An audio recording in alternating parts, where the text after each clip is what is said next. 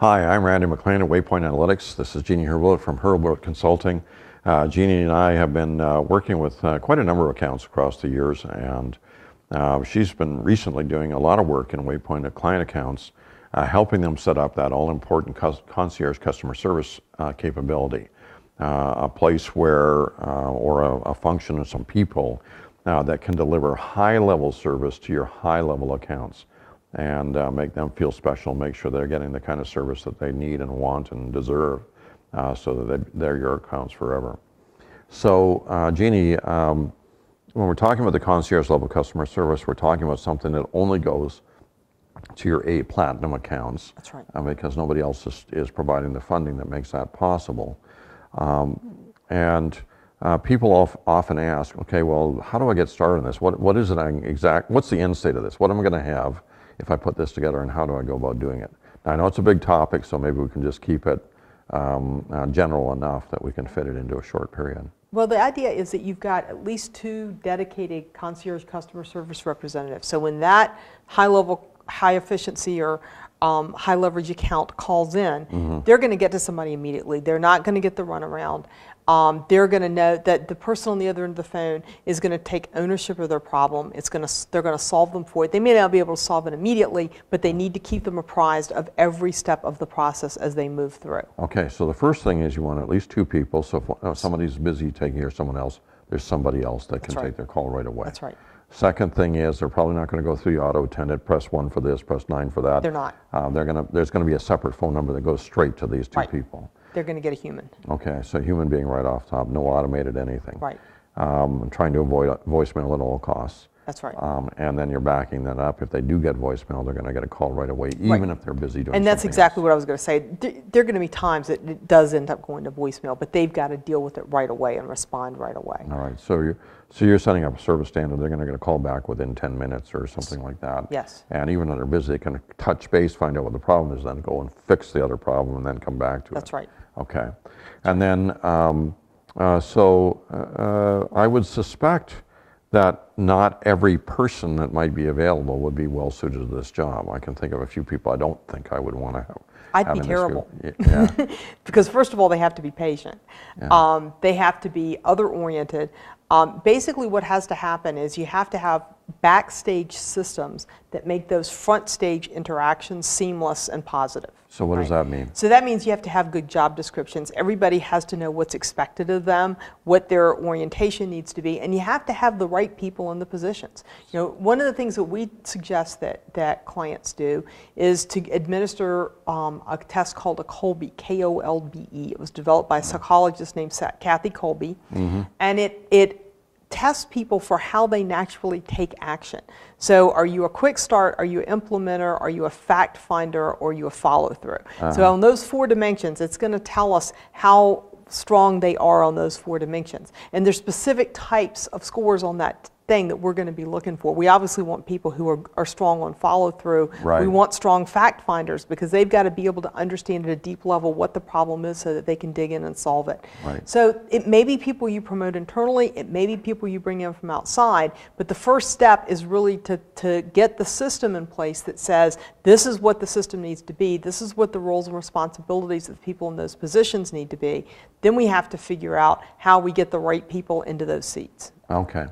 All right, so I had heard a phrase I used, which I thought was excellent because it communicated so effectively, and that was talking about somebody with a servant's heart. Yes. You know, somebody that basically is born to serve, loves to please other people, is trying to make sure that they do something for them, can't do enough to please you. And I would expect that the Kolbe test would reveal that. Or would help identify people that are likely to be that way. It helps because we know that there's certain dimensions where people are more likely to be that way. All right. Absolutely. Yeah. But the Kolbe is not sufficient in and of itself. It's a key tool, but it's not sufficient. So it is that servant's heart. It's how people treat each other.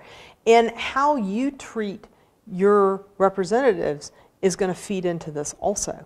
Because if you're not treating your people well, then they're not going to treat your customers well. So we get into a situation where you end up looking at your own culture and you look at it hard, because if you want that culture to exist with your customers, it has to exist internally with what we call the internal customers as well. So here's an example. I went to a hotel and the service was impeccable. I mean, I was just blown away by what went on in that hotel. I was waiting for my Uber car the next day, and there's a little bellman out there, and one of the supervisors comes out and says, okay, there's ice cream upstairs and there are tacos downstairs, and I don't know, 2 or 3 other things. Yeah. And I said, do you do this every day? And he said, pretty much. And it was very clear that they had a culture of treating their people well and making it a fun atmosphere, and that translated into how their Also, guests this was were for treated. This was for the valet. Oh, that is fantastic. That was for the people working in the company. So they're providing superior service for their people that right. provide superior service. That's right. And if you look, there's a book written by Ken Blanchard and a former head of Southwest Airlines. Actually, she was promoted from the bottom up, from an administrative assistant up. It's called Lead with Love. And they said that they don't put their customers first. They put their people first. Because if they treat their people well, then their people will put the customers first. Yeah, and that ties in with a lot of what Simon Sinek says about that inner circle and the outer circle, inviting the customers into the inner circle. Yeah, that makes a lot of sense.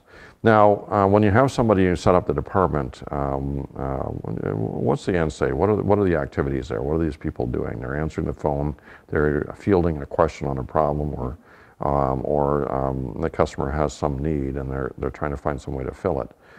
So how do you measure and monitor that? How do you set standards for it so that people know? Well, you're going to measure and monitor in 2 ways. Number one, you're going to have a way for those customer service personnel to record interactions. What was the nature of the problem? And you want to make sure that they spec it out very clearly, because if they don't, if it's clear that they didn't understand the problem, they're not doing a good enough job of a Q&A with the customer to make sure they get all the details, right? Because that's a big part of their job, is to make sure, okay, I need this. Well, so you need to ask the right questions and have the right kind of interaction to understand exactly what the problem is and exactly what the expected outcome is. Now, you may not be able to deliver that expected outcome, but you've got to understand it. We want to see documentation that they really did understand at a deep level what the problem they needed to solve was. Yeah, I was reading last night about an example of that kind of thing. Some guy's lost his freight car, and this customer's product is in Timbuktu, who knows where it is. It's 10 days late, and he's got a representative on from the rail and calling up and saying, I want car, ABC 123, and I'm looking for my car, and she says, yeah, we found car XYZ 123, and we're going to get it right over to you, and don't worry, it's all going to be fine. And the guy's saying, you're not even looking for the right car. That's not the car that's missing. Right. And so what's happened is a service failure there, because after there's a failure on top of a failure because the people aren't good listeners. That's right. And they're solving the wrong problem. And being a good listener is critical, and being an active listener is critical, because you're not just listening to what the customer's saying to you, you're going to reflect it back to the customer and ask the right questions to make sure that you got it. You understand exactly what the problem is and how it needs to be solved. Well, isn't that great? Because that's a great part of the confirmation stage of selling. And I think a lot of the people that wind up being pegged for these customer service roles are people that are good detail-oriented salesmen, but might not be the most productive people, right, because they're farmers and they're not hunter-gatherers, right, or hunter-killers, which is what you need for finding new business. Right. So we might find some very good people within the sales force that fit this role. Is that what you're finding? Absolutely. And what we find too is that we're getting to more of a division of labor. So the customer service people are doing the problem solving. We're taking that out of the hands of the salespeople. Even a lot of the order taking you can take out of the hands of the salespeople. So the salespeople really are in the job of selling. And so that there's a clearer division of labor. One of the things we see, because when we go in phase one, and we don't just survey the customers, we survey the salespeople, we survey the customer service people. One of the questions we ask is a standard measure of work stress, which is how much of the time do you feel you have too much to do in the time available? We're seeing pretty high level responses to that.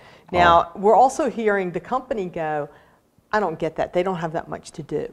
Well, I think that the underlying reason that there's this disconnect between what the company thinks is going on with the salespeople and the customer service people and what we're seeing in their perceptions is that there isn't a clear division of labor. Everybody's, particularly the salespeople, trying to do a lot of different kinds of things, and because there's not a clear division of labor, because there's not a lot of specialization, they do feel stressed because they're not always clear on what their role's supposed to be. Or they're trying to do all the roles. Or they're trying to do everything, or they don't have clear priorities. Yeah. All of those things come into play. And so it's, when we bring those data to the company, a lot of times they're like, what do you mean? Like, how can they be stressed like this? And it's not stress in the sense that they're just completely overburdened, but it's stress in the sense that we don't have a good system in place to make them more effective and productive. Yeah, and that's actually a big topic. In fact, I think we should cut a video after this one about that specific thing, because I think there's some really important points in there. So what I've heard about is how we're setting up the organization generally, where the people are coming from, what it is that they're doing generally, and we're getting a sense of why this is important and how it factors into a transition plan that goes from the way things used to be done to the way the things everybody's going to be doing them a few years from now. Right. So I think that's very very valuable, and I'm quite pleased to be able to discuss and share that. So at any rate, thank you very much for spending time with us on this video. Thank you, Jeannie, for sharing your expertise. And we'll look forward to you joining us for the continued conversation as we talk a lot more about this concierge customer service concept, which is so important.